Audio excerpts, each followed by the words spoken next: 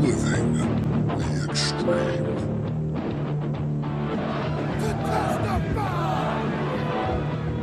My name is Bubba Ray Dudley. I don't need a weapon. My hands are my weapons.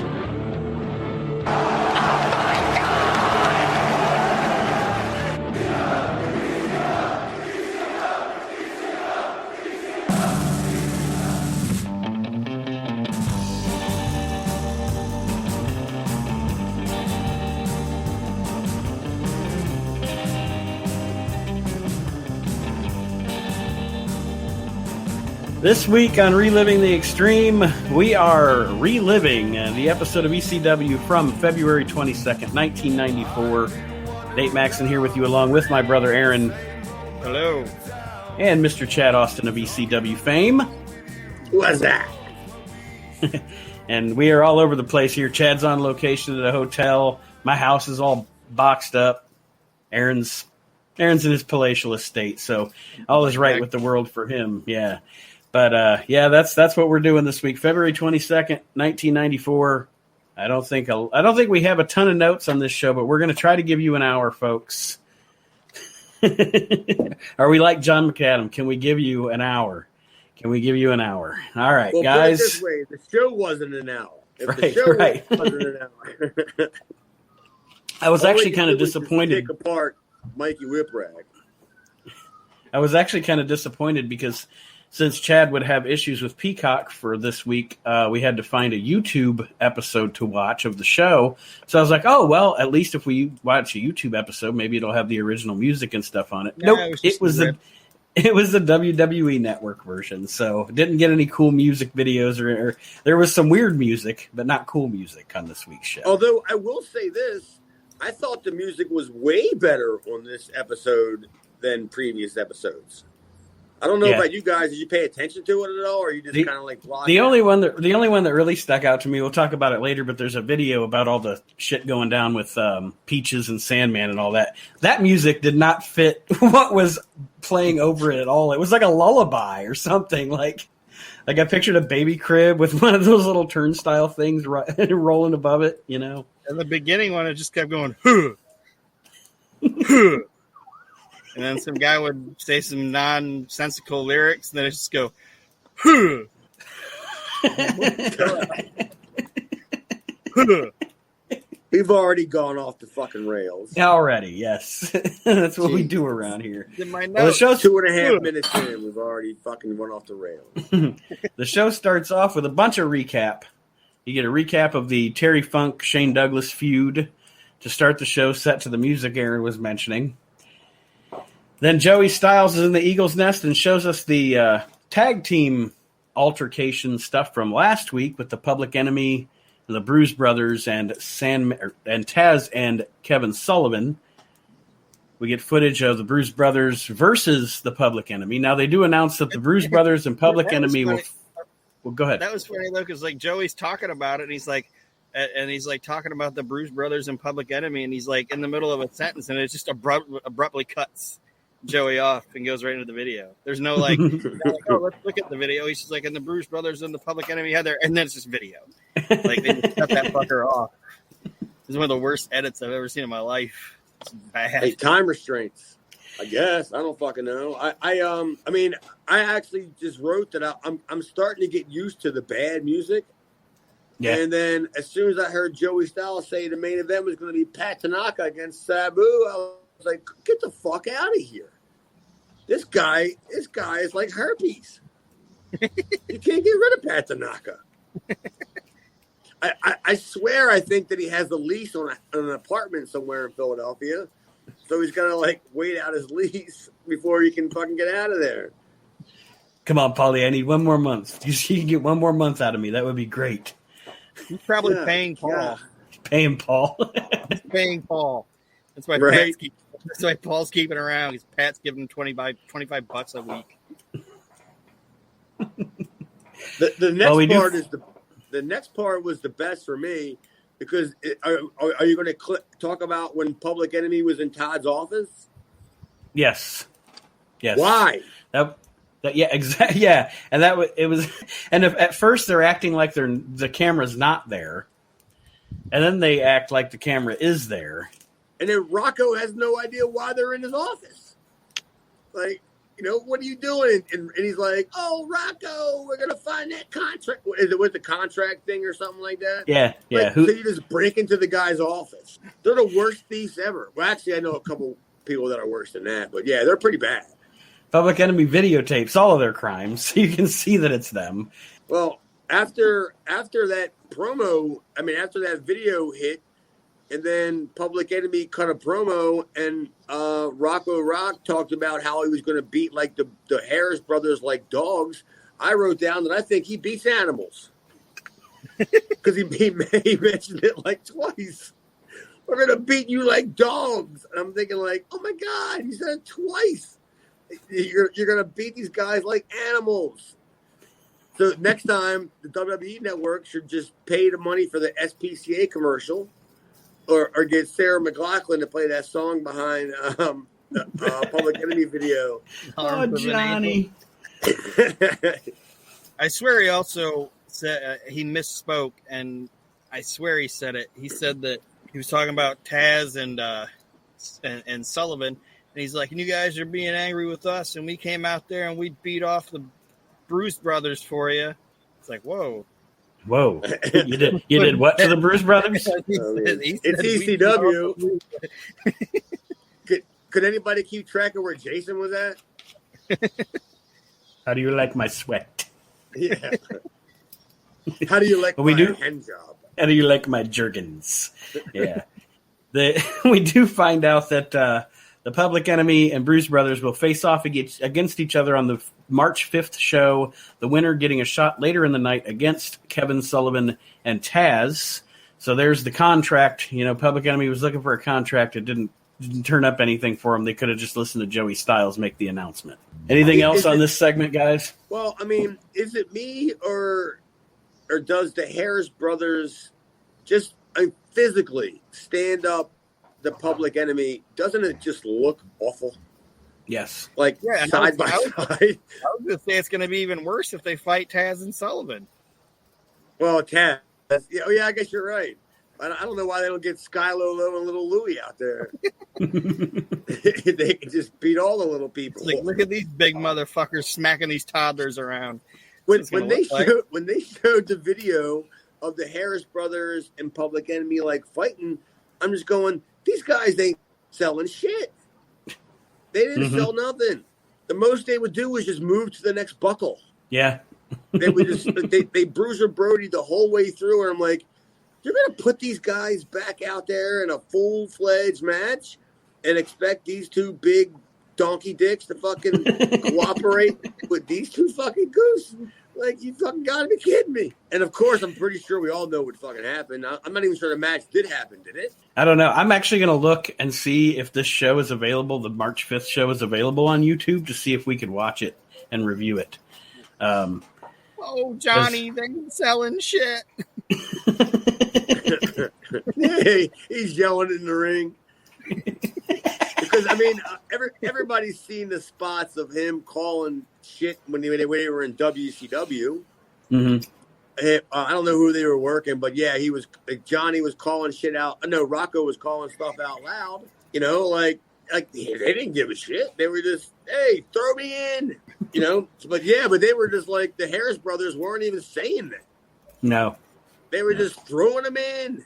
And then when they come off the ropes, there was a big ass fucking boot right to your fucking jaw. The next matchup on the show, Mike Awesome against Keith Shearer here, and and Mikey Whipwreck. Let's not forget about Mikey in a handicap match. I'm always happy when I see Mike Awesome on my TV, so I was happy to see this on the show. Aaron, I agree, and part of me thinks. Do you guys think that? Hello. Do you guys think that Paulie thought he had Mike Awesome more than thought he was going to have him longer than what he did? In my opinion, I think no. No. I think that he knew how much time that he had Mike for, And then, because Sabu had to already tell Paul, don't you think, that, hey, we're working for Onita. So we do tours, twice a year, three times a year, and it's 3 months. So get as much mileage out of us as possible. That's what I think. I have no idea, but you know what I mean? I think the only guy that Paulie thought he had long-term was Pat Tananka. Yeah. Well, and JT Smith. And maybe Jason. And he can't get rid of Hunter until they got in a fight over the Grand Wizard. Yeah. over who blew who in the woods behind the fucking Hamburg Arena. Hambone. Well, literal hambone. I love Mike Awesome. I think Mike Awesome. I mean, I'm pretty sure I was there at that show because I think I was the same tapings that I was just on, and when I first saw Mike Awesome, I looked at him. I was like, "Who the hell is this guy?" And then when I talked to him, I realized he was fucking dumber than a fucking box of rocks. Didn't know shit. He didn't know anything. He was barely trained. He had just done some independents, like a few independent shows in Florida, and then Japan just sapped him up. And they trained him the complete wrong way with that garbage nonsense, right? It's what he did. So when he comes back to the States, he's like, he didn't know any goddamn better, Yeah. But 100% chance that he was there on a recommendation of Sabu. He does a sick belly to back on Mikey in this match. Fucking folds Mikey up. And that's my note. I mean, other than the finish, but anything else on this match other than it's awesome. I mean, he does I can't tell watching this match, Chad. Of course, I'm not a worker, but I can't tell watching this match that he's green. I can just tell that he is physically imposing, and that's the point of the match. I didn't see any flaws really that I saw. Well, it's not so hard to look flawed when you're just killing two goofs. You know what I mean? When you're just out there just stomping them and throwing them around, and Mikey probably being the best. I would say Mikey was probably the best worker in that match. Right. Because Keith Shearer, I don't know who the guy is. And Mike Awesome, as green as he is, thrust into a star position. And Mikey had been getting beat up for months. He learned how to work a little bit. Mm-hmm. But it did a good job. The match did what it was supposed to do. It smashed Awesome over and showed her that he was a badass. And this guy might be the guy that can fucking maybe put Sabu down. You don't know. Yeah, so it did its job. It was a great squash match, but if the guy could only frickin' work. Yeah. Do something besides beat up, enhancement talent. We don't want to use the word jobber, right? Yeah, we don't want to right? You don't want to offend me. After the match, we're followed up with a Mike Awesome video package, which was well done. Okay, so you said that you think you were at this show. And the reason I was going to ask if you were at this show was because the next segment, there's a glaring thing in this segment that makes no sense to me. All right, so we get Joey Styles and Johnny Hotbody in the Eagle's Nest. Johnny Hotbody. Who's dressed like a Goomba pirate. Arr, forget about it. Yeah. And making stupid jokes. Totally. Not all his jokes were stupid. He had a really good joke. Okay, lay it out for me. What did I miss? I bet you I wrote it down. He said that him and Tony Stetson have known each other since they were 13, and he took his girlfriend away from him, and she was so young. He said, that girl was so young, I felt like royalty. I didn't even catch that. I did not even catch that. Yeah, the Lawler right there. The quote that I got was when he was making fun of Tony Stetson is that he dropped a pizza the other day at his day job. I'm like, dude, the guy's got a day job at a pizzeria, and Hotbody's making fun of him because he dropped a hot pepperoni. Yeah, he said that girl. Was so young, I just wrote sad after that. Sad. Now here's the deal folks. It's Tony Stetson looking super goofy anyway, but we'll get to that. Against Don E. Allen. And what didn't make sense to me about this match was, by the logic of the story, the last time I think it was Johnny Hotbody got beat in a fluke, quote unquote fluke, it was by Chad. Me. So why would you not, to round this whole deal out, this whole story you're trying to tell, have Stetson competing against Chad? It doesn't make any sense to me. Not that Donnie shouldn't be in a match or whatever, shouldn't be getting a payday, but from a story perspective, if they're trying to tell a one-upsmanship story between Johnny Hotbody and Tony Stetson, you think they would have thrown you in there to give the possibility that maybe you're going to get the upset victory over Tony also. Well, if I'm accurate in my recollection, I believe that it does happen. Okay. And I believe that when me and Stetson work, I could be completely wrong, but by your logic, yes, that's the way you would have thought about it. And I just don't remember working them like in a singles match, whatever. But the only thing I do remember is Hotbody coming out like while we're having our match. Mm-hmm. And kind of like taunting him. I mean, maybe I'm just making this up for Christ's sake. Well, I don't think you could forget that jacket though that Stetson was wearing. Oh yeah, man. He was. I mean, I can't. I don't know why he didn't last longer in ECW. the disco ball look with a mustache. Yeah, he's hell yeah, sharp, man, sharp. He's the disco hitman. I remember episodes ago we were like, oh man, Tony Stetson looks really good compared to everybody else. And then I just put in parentheses, days gone by. No more. Yeah. Now everybody else looks really good compared to Tony Stetson. Kyle and Keith Shear are the same person, identical twins.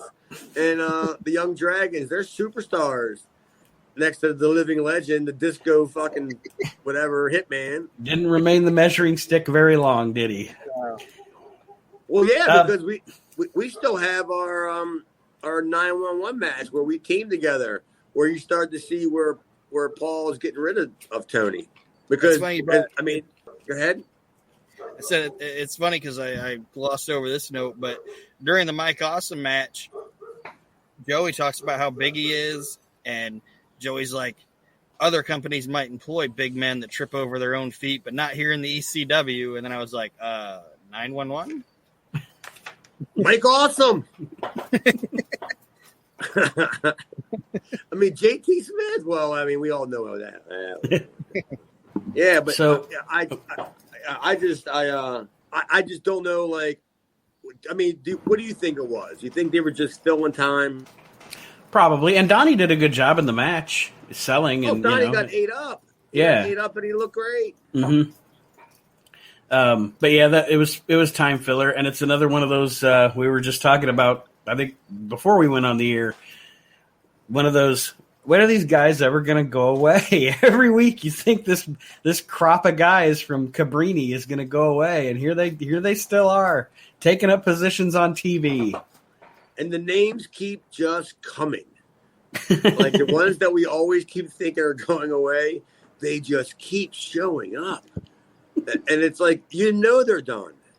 Yeah, you just know it. Yeah. No, they're not. Well, up next, we see footage again of the Dreamer Snuka segment from a couple of weeks ago with Tommy kicking out of the Superfly Splash, which is going to lead us into a match between Jimmy Snuka and what's the other name Shira used? Kyle. Yes, Kyle Shira. And they're talking about we got Hunter Q on the outside, of course. And this match was fucking boring. Like, when I was watching it, I was thinking I was watching like WWF All-Star from 1976. Like, it was just, I don't know. It was just like a woof, man. This is like, I understand being methodical and punishing your opponent, but Jimmy Snuka took that to another boring level during this match. I'm sorry to be negative here, but damn. Well, I'm personally offended on that note because Kyle Shira got way more offense than I got. He got a side headlock twice. And I think he got the body slam him. And He even got that. He even got a thumb to the eye. Splash. Yeah. Thanks, man. Rub it in, why don't you? I got a foot on the chest. And then Joey asked if possibly Hunter Q had anything to do with the resurgence of Jimmy Snuka and his aggression to get back on top. It's like, no. That was aggression? Yeah. The only thing Jimmy Snuka's aggression? The only thing Hunter Q did was pick him up from the train station. That's the only thing he did. Well, what they really should have done, because Snuka didn't do anything. He did basically the same stuff he did to me. The chop, all that nonsense, and then, whatever, is that he really should have after the Dreamer stuff, which that recap of the Dreamer him, I really loved that. I thought that was great. Great storytelling. It got you like ready for what was going to happen. Then why wouldn't you have Jimmy Snuka, Superfly, the Shearer kid, one, two, pull him up, and then do it again? Yeah. Why not do that? And then what do you need Hunter Q for? I mean, Jimmy's walked to the ring 1,000,000 times. He knows where it's at. It's a big square thing that has ropes on it. Just go out that way and then get in the ring, and then he acts all goofy and crazy and stuff, but he still knows how to lace up his boots. I've never figured that out. George Animal Steel, as insane as he is, he still has to sit down and put on tights. Lace the boots up, yeah. Yeah. I mean, that's just mind-boggling. Like, why are, at least when Norman was doing it in WCW, he would come out with his boots unlaced. He didn't, He'd have like a boot on a sneaker. Like, the shit wouldn't match. Snuka's back there. He's putting on his tights, the long leggings and tying his shoestrings up, and like, oh, he's crazy, all right. He tied him in a double knot. Tommy Dreamer comes out after the finish, where of course Snuka wins this matchup, but Dreamer comes out and puts Hunter Q out in. He comes out during, like, the match is still going on. It's not even after the finish. Like, he comes out and beats up Hunter Q, and it doesn't even distract Snuka while it's happening. Hey, Aaron, did you catch this? I figured you'd probably catch this. Did you hear what the crowd was chanting? I know they said Kmart suit, but I don't know the other. And I'm thinking, like, what? If the crowd was yelling Kmart suit at me, I'd be going, motherfucker, I paid like $100 for the suit. I saved money. Why would I go to the men's warehouse? I can get the same exact suit here. Oh my God, you just hear a horn. I can't even get away from any noise out here. And, yeah, why would you go to the men's warehouse and pay like $1,000 for a suit when you go to Kmart and get one for $120? I mean, especially if you're going to wear it, especially if you're going to wear it in the ECW arena, where you're definitely likely to get something on it. Yeah, where the legs are possibly going to touch the floors when you walk to the ring. After that, they ain't no good anymore. So yeah, I would actually, if I was Hunter Q, I would just save the coupon. I mean, save the receipt for where he bought the suit. And be like, you're damn right, it's $100 suit. Look at all you fucking filthy people here. Because it is Hunter. I'd start chanting back to them, Goodwill shirt. Goodwill shirt. That's a handout. Dude, them people are brutal, man. Tommy Dreamer puts out Hunter Q with the shortest sleeper hold ever. Like, I thought actually that was pretty effective. Like, he puts him in the Dreamweaver, and Hunter was out in like a flash of a second. Like, he didn't even. That was probably the best thing Hunter Q Robbins ever did. I think the reason why it only took Tommy Dreamer about 8 seconds to put him out was once he got him in the sleeper hold, he smelled his breath. He smelled his own breath, yeah. No, he smelled Hunter's breath, and he just said, "Oh, this ain't. I'm not gonna. Don't sell this. Just go right to sleep." Or he smelled his breath, and he dropped him like Hogan dropped Belzer, and was just like, "Nope." Smacked up. He said, "Sleepy time, Bobo." And then Snuka looks into the camera looks at the cameraman like he's Nancy Argentino, and then we go to the next segment here. TCB, brother. Oh, it is, brother. TCB. But actually, now if he was still alive today, he'd be saying CBD, brother. CBD, brother. The overall, before we round out that segment, I want to say it did do a good job of, no matter how boring the match was, the content of the aftermatch and such did do a good job again of hyping Snuka and Dreamer, because Dreamer got one over on Jimmy by kicking out of the Supervised Splash, and now, as much as we want to make fun of Hunter Q in the story itself, now he's knocked out his manager. So he's getting one over on Jimmy Snuka week after week, building to the match on the 5th of March. So, but I thought Snuka, wasn't he in the Dangerous Alliance or the Hot Stuff International? Like, yeah, when they were doing that deal, he was with him and Morocco and Eddie Gilbert. All his buddies left him, so he had to resort to Hunter Q. Robbins. He had nobody to handle him in Philadelphia. Yeah, he was completely confused.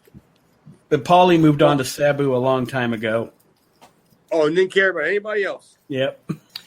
Up next, we get a promo from Jason talking about the match coming up between Road Warrior Hawk and Mr. Hughes. What's that? He was disgustingly sweaty. Like, why is he so sweaty?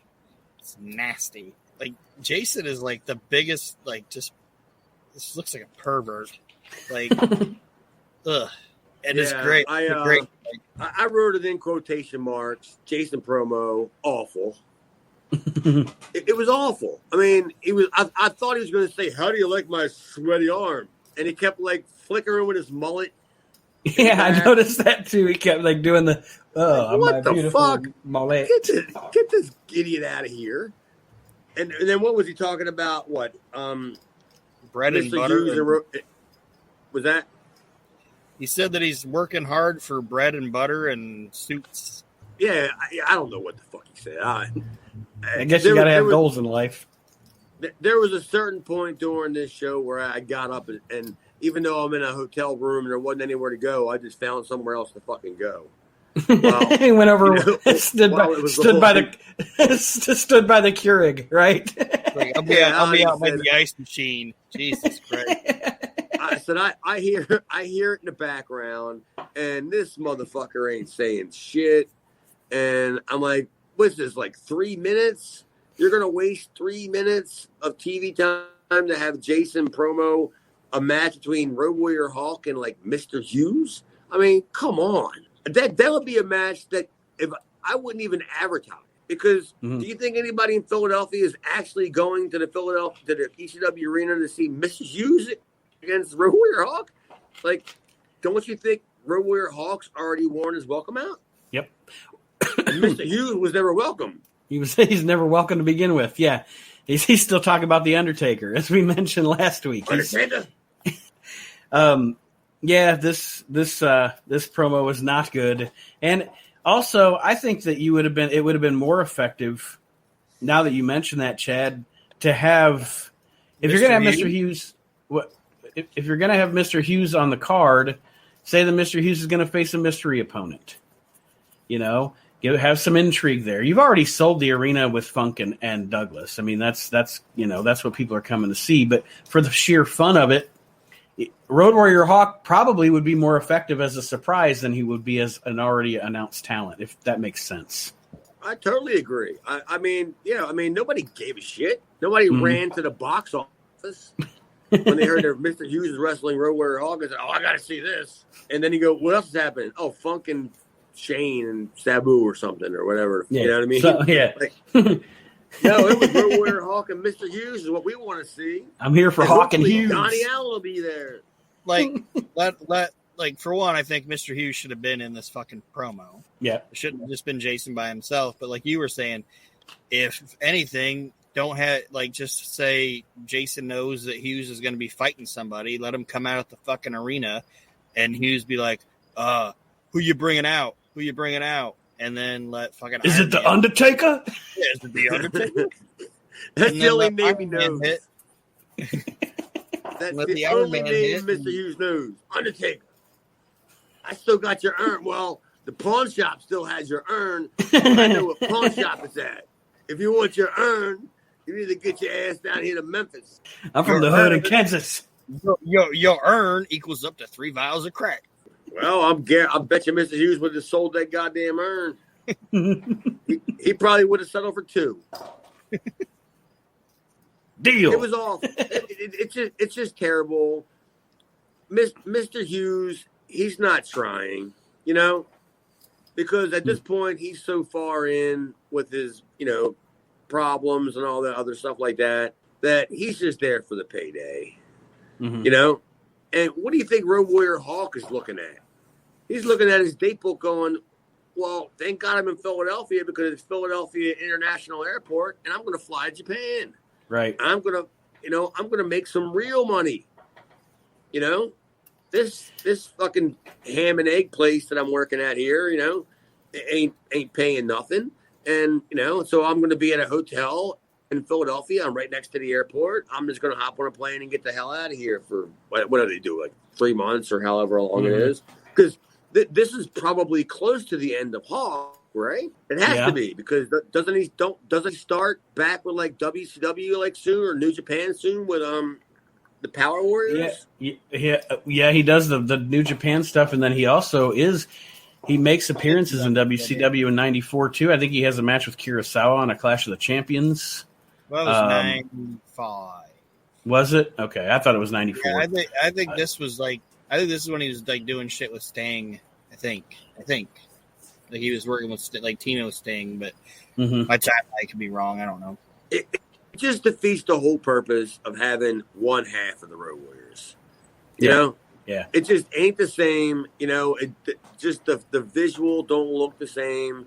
And, and it's just like when you put somebody else out there, it's like, well, we couldn't get Animal, but we got Bill Maulke. I mean, it's like at the end of the run with Demolition in the WWF.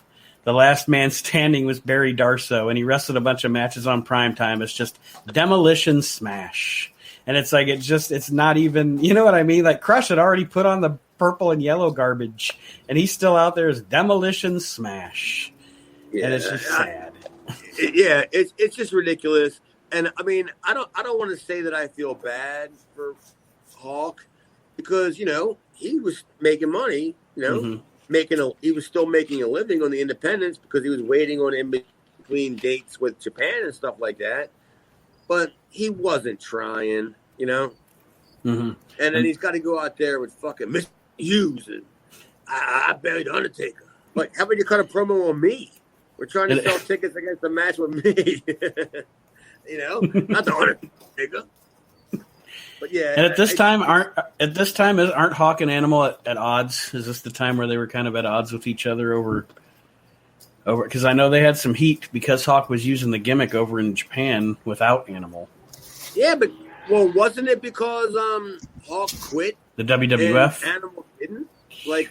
Yeah, I think you're right. Actually, I think you're right. Hawk left, Animal didn't, but then Animal stayed.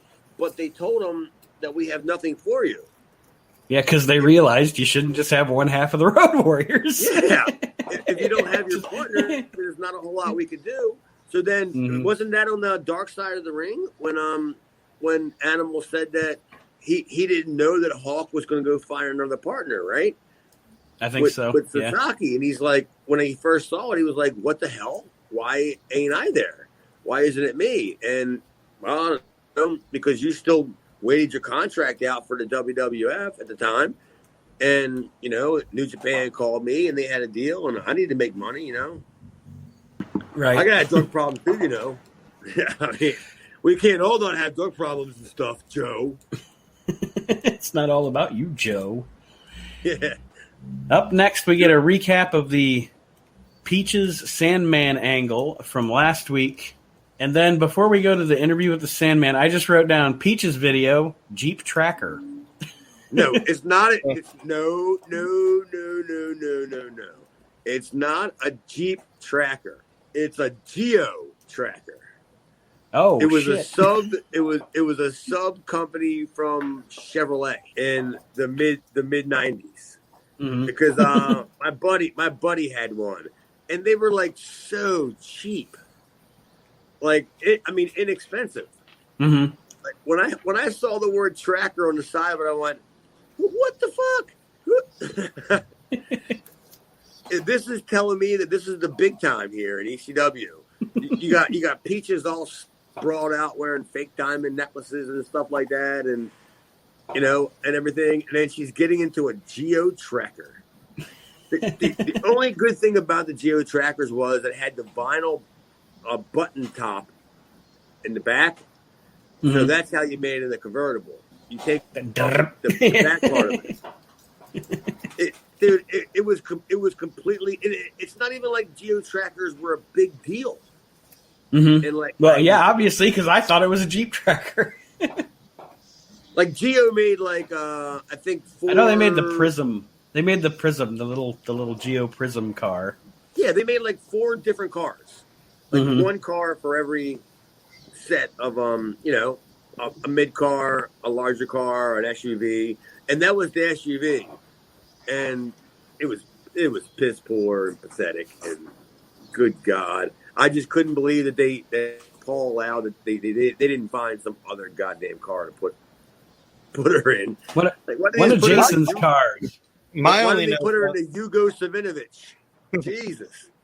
My only note, during their shot of their wedding, the guy that was standing up there with Sandman, I was like, I didn't know that fucking Mike Graham was Sandman's best man at his wedding. Like, when I looked up at first, I thought it was Mike Graham. And then I was who was it? It wasn't Mike Graham? Know. No, but I thought it was Mike Graham. And then I was I thought it was Mike Graham. And then I was like, just a bunch of hard-on killing poses of Peaches. Okay. Dude, what? I don't know. I don't know Peaches. I never really had any interaction with her whatsoever. I'm sure I just met her and stuff like that. But I really don't think she had a clue as to what the hell was going on.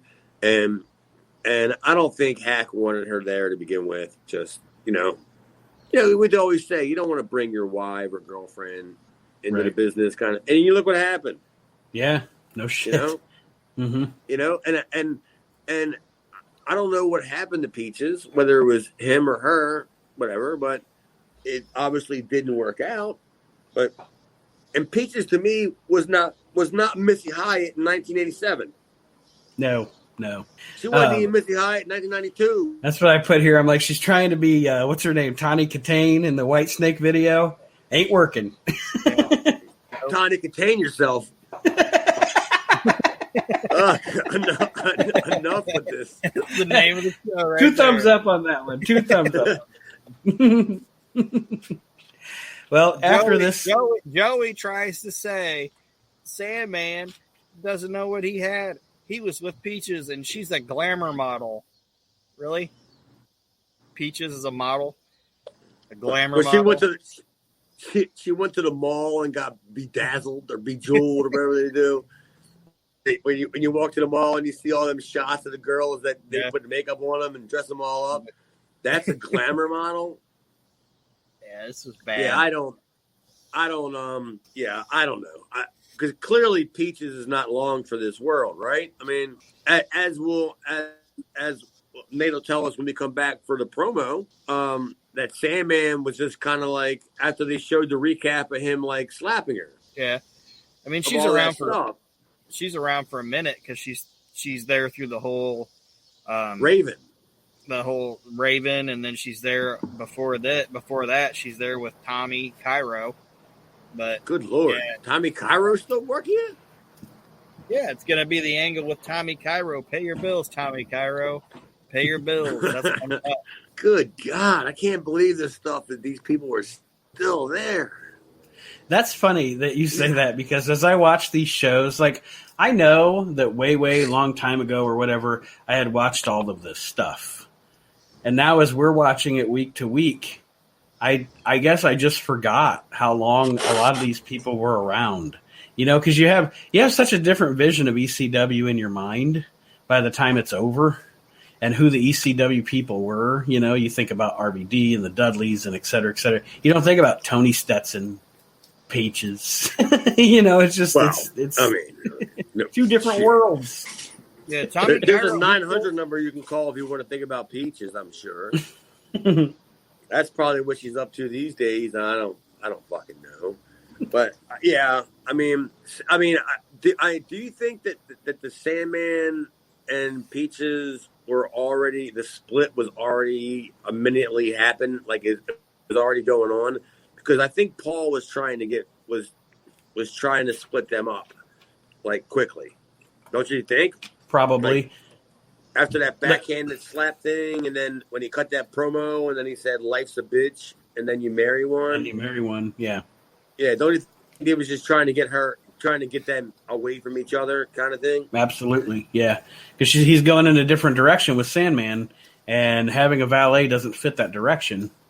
So most definitely, having that valet doesn't fit that direction. Yeah, well, yeah. I know, yeah. That's what I meant. Yeah, Dude, we'll talk. That Sandman promo where he said that thing, I literally wrote it in bold print, like this is the beginning of the Sandman. Mm-hmm. Because he was smoking a cigarette, he was sitting there, and he showed no remorse that he just backhanded his wife. What about Peaches? Yeah, what about Peaches? Yeah.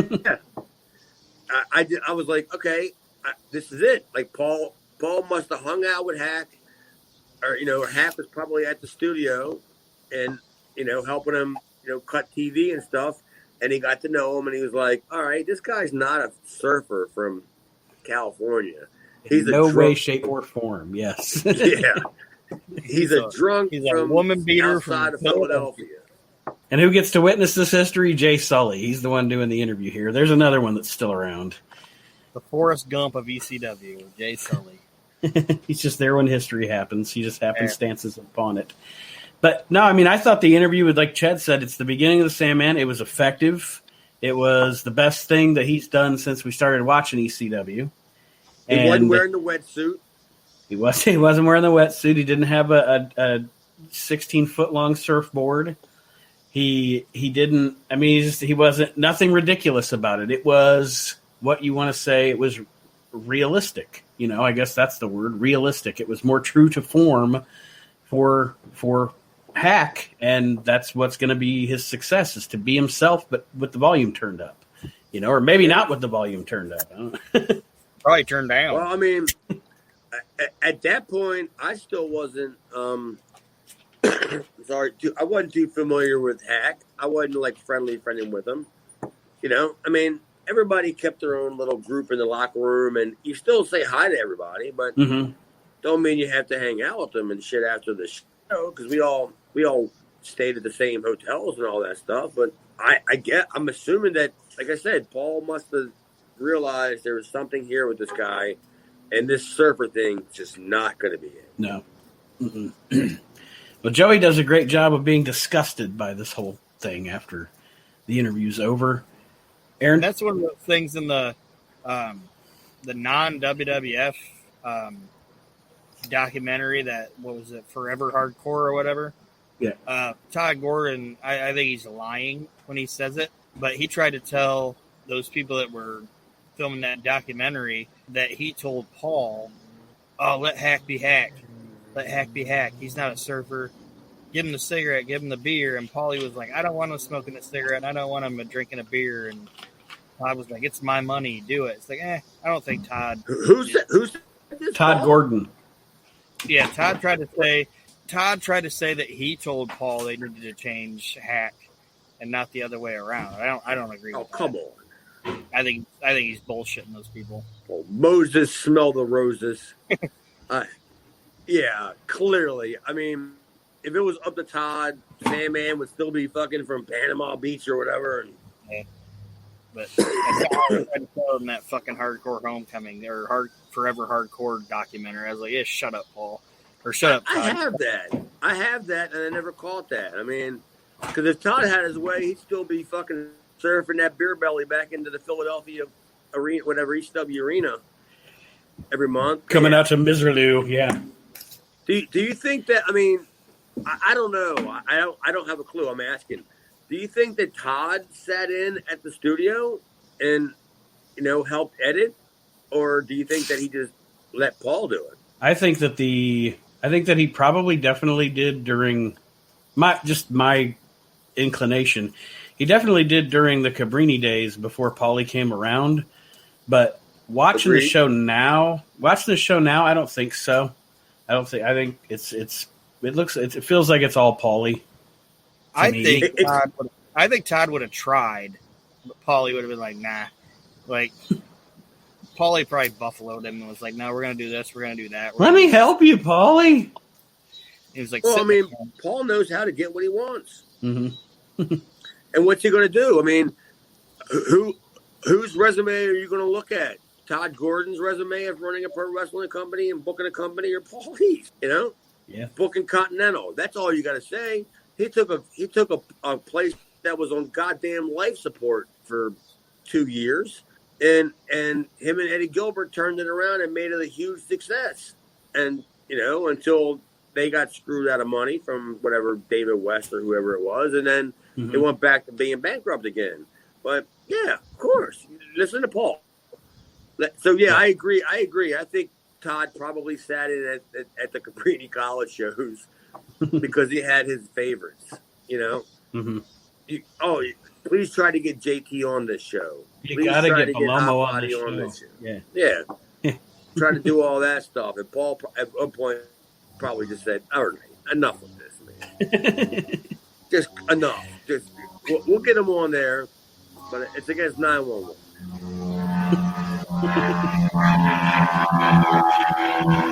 Oh, you got sound effects.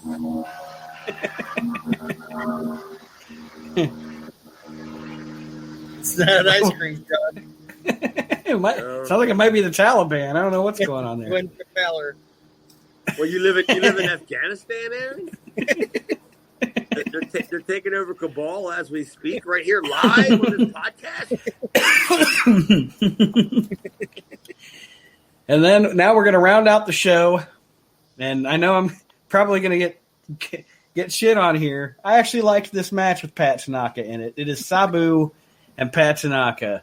I actually liked this match. I did. I actually didn't like it when it was first announced because I'm kind of in that group where how we were the last few weeks. Enough with Pat Tananka. You know, you're 50-50 booking him like every single week. Mm-hmm. You know, because some weeks Paul Diamond's got to work at fucking his day job and he can't make it. And so it's Pat Tananka. So he gets beat when he's by himself. But then, you know, when he's teaming up with Paul Diamond, they're a formidable team. Right. And I literally was just like, oh, come on. Well, they announced it earlier. So I wrote it down in the beginning. I was just like, oh, Jesus Christ. Pat Tanaka's in the goddamn main event. And I was just like, okay, maybe it's not going to be the worst. Maybe it's not going to be me against fucking 911. And I agree with you, Nate. I don't think that it was the worst thing they could have done. But it was great. He and Sabu had some decent exchanges in the match, and there was enough distraction, you know, with shit going on that even if it would have had a lull, you didn't really notice. They kept the pace up, and that could have been editing. I think that 911 fucked up though during the match.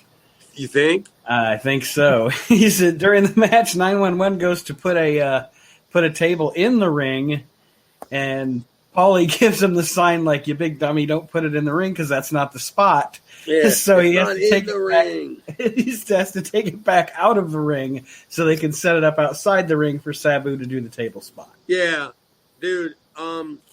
Agreed. Yeah, 911 was clueless. All he knew was he had to get a table. I'm sure that nobody directed him as where it was going. It was just, hey, you're going to set a table up. And I'm sure Al probably just assumed that it was going to be in the ring because that's what he's seen Sabu do all the time. And then, you know, Paul's like, I don't know what the fuck you're doing. Get the goddamn thing out of here. And then when all I can tell you is Sabu is no Simone Biles when it comes to gymnastics. Jesus Christ. When he hit that little like moonsault thing and he was all cockeyed and everything, I said, geez, why are you doing this, Sabu? You're really not good at it.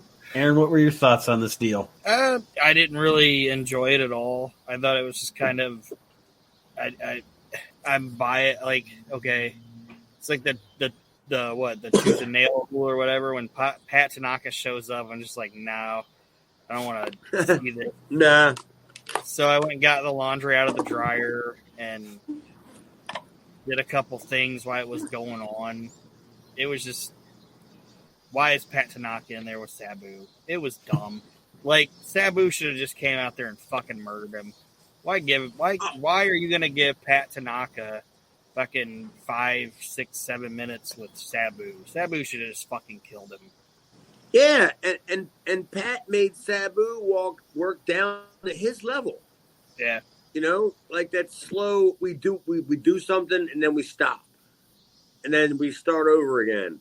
And then we do a little thing and then we stop and do it. And that little stupid karate style that Pat Tanaka does is just fucking brutal. It needs to have its own fucking parking spot. It's so Sabu fucking handicapping, isn't it? Sabu at this point especially should just be like boom, boom, boom, boom, boom. But he had to, like Chad said, he had to fucking slow down so Pat could keep up. It was trash. If I had my guess, I would probably say that Pat had been in the business so much longer than Sabu at that time. And him being the veteran, Sabu probably knew he's not going to do all this shit, you know? Mm-hmm.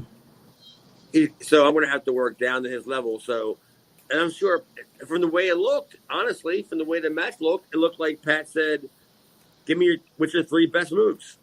Yeah. And one of them he moved out of, which was going through the goddamn table. I go through tables? Well, not with me on it, you don't. I don't need you to go through the goddamn table. And reverse psychology by Pat Tanaka. Yeah, like you just said, I don't need you to go through the table. Pat Tanaka actually made Sabu look better by not going through the table with Sabu, because when Sabu goes through the table, it beats him anyway. Yeah. I mean, yeah, I agree with Aaron 100%.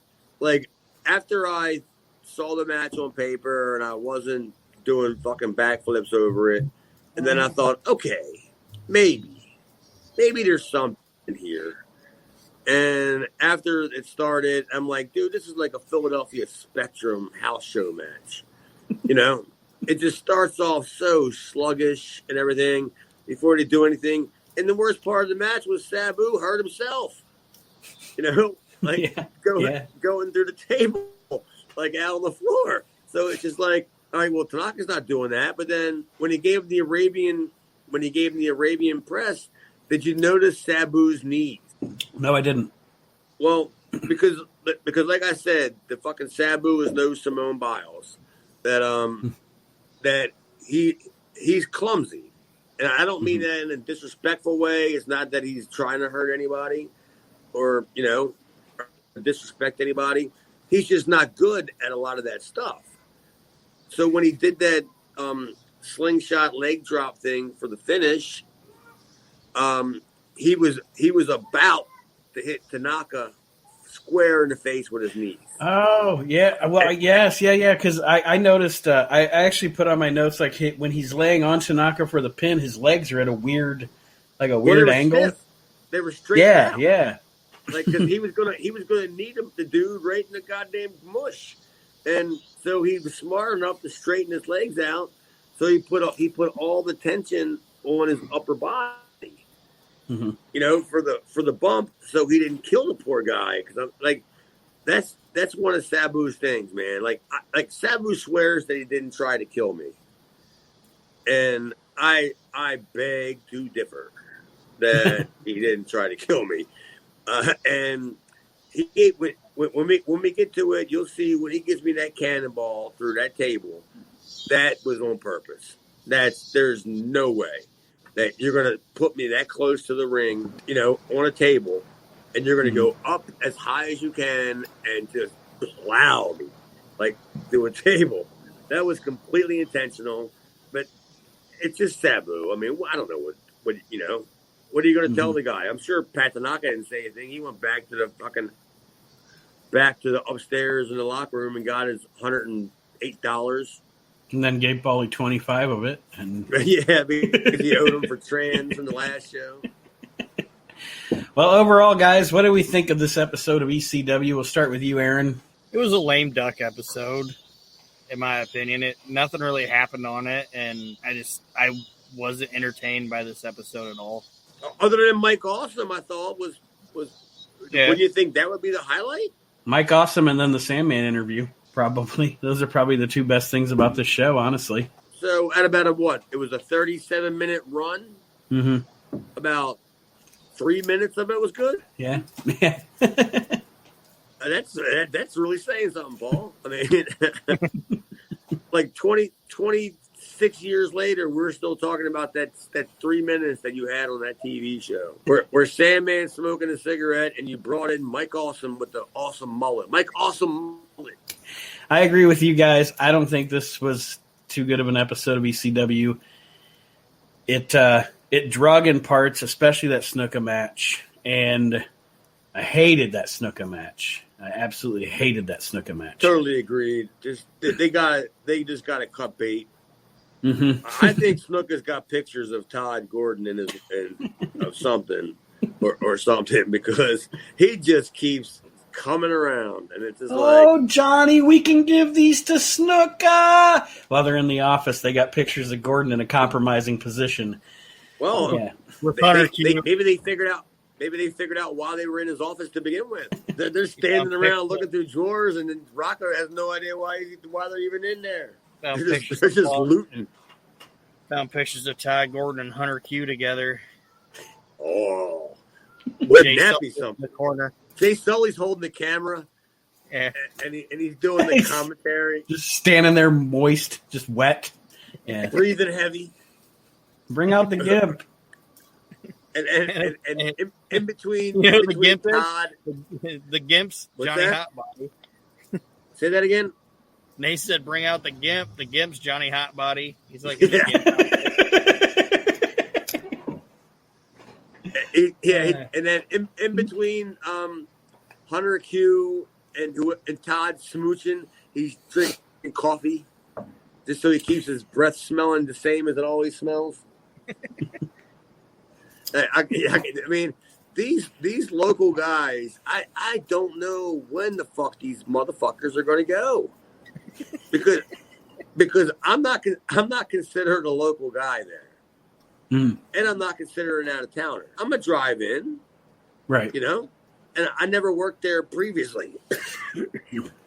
Right. Yeah. You weren't there for Cabrini. The Cabrini era. That's what we like to call it around here. But yeah. Yeah. But, I mean, these people fucking hang around, goddamn. Like grim death. backbone. Yeah, like grim death, just hanging on. Just Yeah. And it's like, I guess Paul feels the need that he needs them, you know, because you got to fill the card because you can't just keep paying Road Warrior Hawks, you know, right.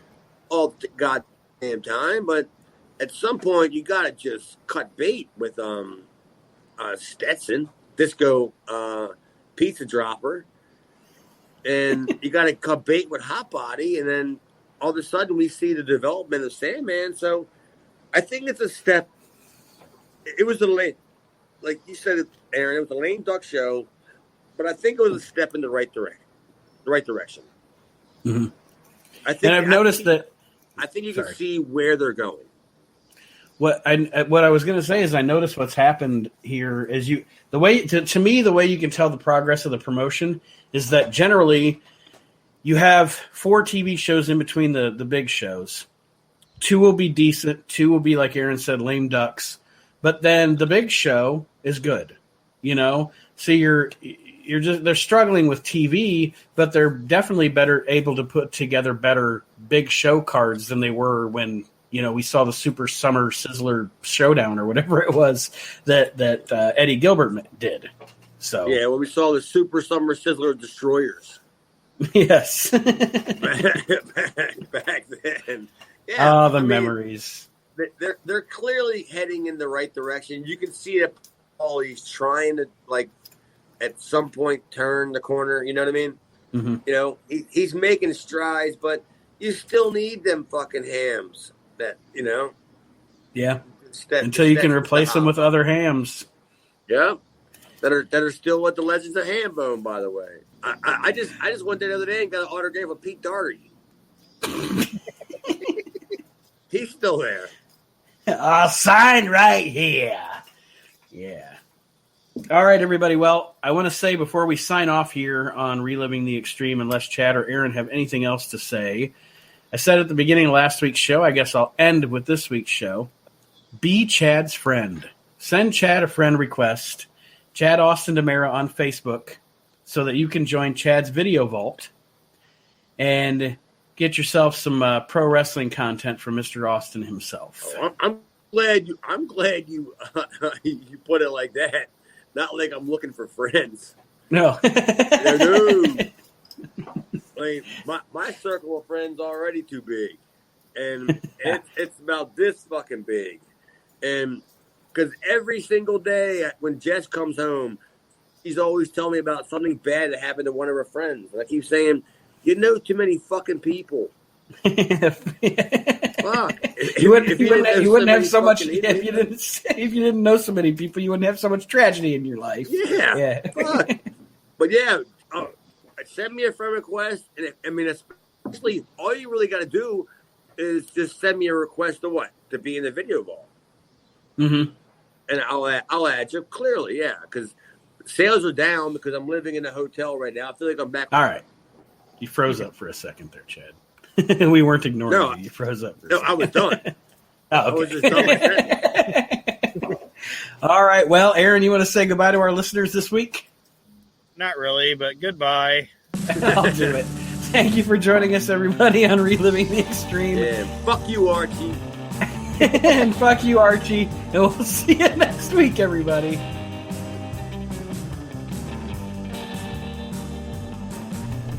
Reliving the Extreme is a production of Maxing Out Media, all rights reserved.